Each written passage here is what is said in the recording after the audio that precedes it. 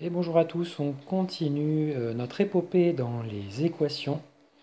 Et on avait fait dans la vidéo juste avant un premier mélange avec une addition et une multiplication à l'inconnu. Vous voyez, on avait 2x plus 1, donc il fallait retirer le plus 1, fallait trouver un moyen aussi de retirer le 2. Pour retirer le plus 1, on a fait moins 1, moins 1. Pour retirer le x2, on a fait divisé par 2, divisé par 2.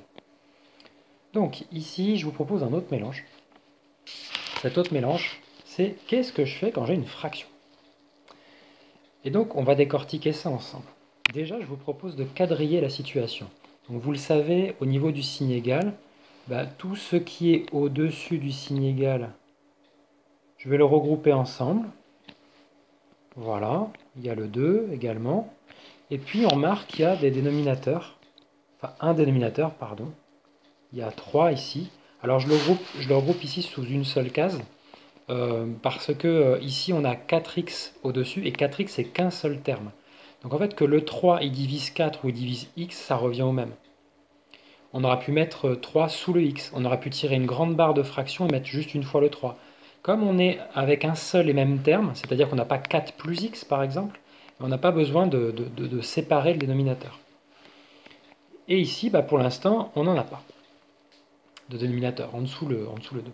En vrai, il y a 1, mais on ne le met pas tout le temps. Comment est-ce qu'on va faire pour... Vous vous souvenez du but du jeu, on veut x égale tout seul à la fin, je veux ça ici, x égale. Bon, et il y a 4 et 3 qui nous ennuient profondément. Alors c'est quoi 4 et 3 par rapport à x? Est-ce qu'ils sont ajoutés? Est-ce qu'ils sont soustraits? Non, vous voyez aucun signe à côté du x, c'est pas 4 moins x, c'est pas 3 moins x. D'accord? En fait, ici, vous avez tout d'abord au numérateur 4 fois x, et comme je l'ai dit juste avant, en fait, le 3, comme il s'agit d'un seul et unique terme au numérateur, en fait, le 3, il divise tout. D'accord? Donc ça veut dire que là, on n'a pas un mélange addition et multiplication comme on avait avant, on a un mélange multiplication et division. Alors, qu'est-ce qu'on va faire de ça? Écoutez, on va reprendre notre stratégie précédente et pour l'instant on va faire quelques cases. Vous avez vu que la logique au niveau des cases, voilà, donc là je vais le réécrire comme ça, 4x le tout sur 3, je dis que c'était la même chose, ici on aura 2. Quand vous avez x plus quelque chose ou moins quelque chose additionné ou soustrait à x, on va plutôt créer des cases à droite ou à gauche, en tout cas sur les lignes. Quand on a des logiques de multiplication et de division, vous avez remarqué que je crée les cases plutôt verticalement. Alors en fait, on va faire les choses une par une.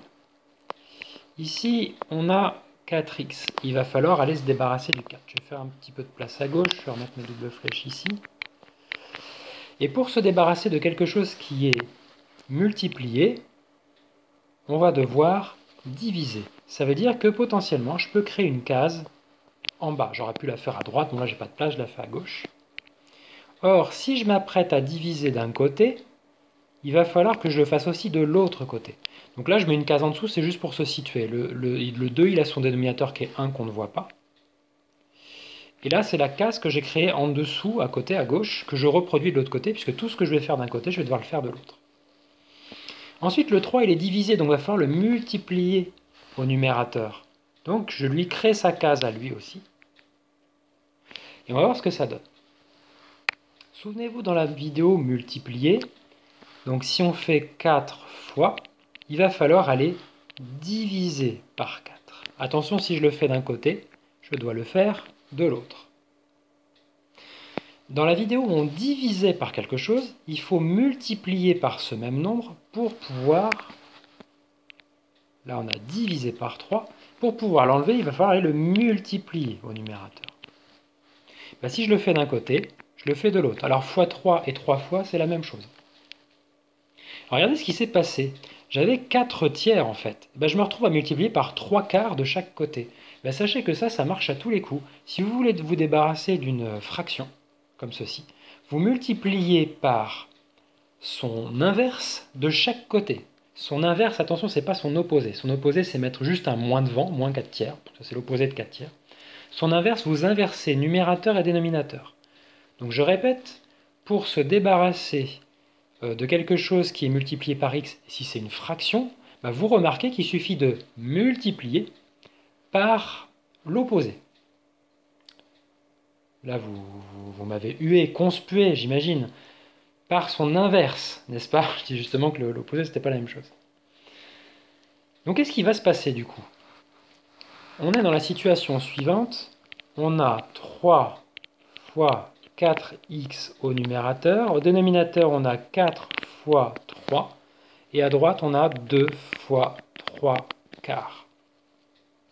Alors regardez ce qui se passe. Souvenez-vous, quand on a des logiques de multiplication et division, on cherche à faire apparaître non pas 0, mais 1, pour avoir un x qui fait x.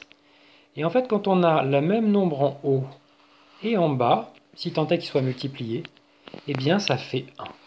Et regardez ici, pour le 3, alors mince, je voulais mettre du vert, autant pour moi, pour celui-ci, et je voulais mettre du violet pour le 4. Voilà, 4 en haut, 4 en bas, ça fait aussi 1, de telle sorte qu'à la fin on se retrouve avec 1 fois 1x qui fait x. Et là ici, on a 2 fois 3 sur 4.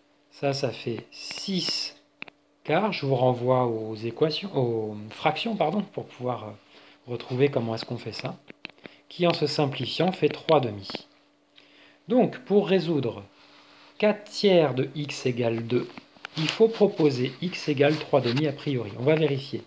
Est-ce que 4 tiers fois 3 demi, est-ce que ça fait 2?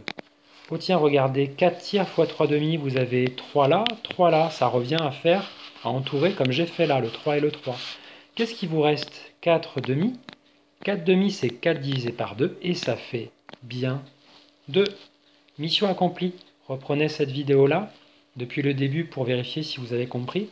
Alors ça, c'est presque un raccourci justement pour traiter les fractions, comme ça, qui sont mises juste à côté du x. Pensez à multiplier par, non pas l'opposé, mais l'inverse.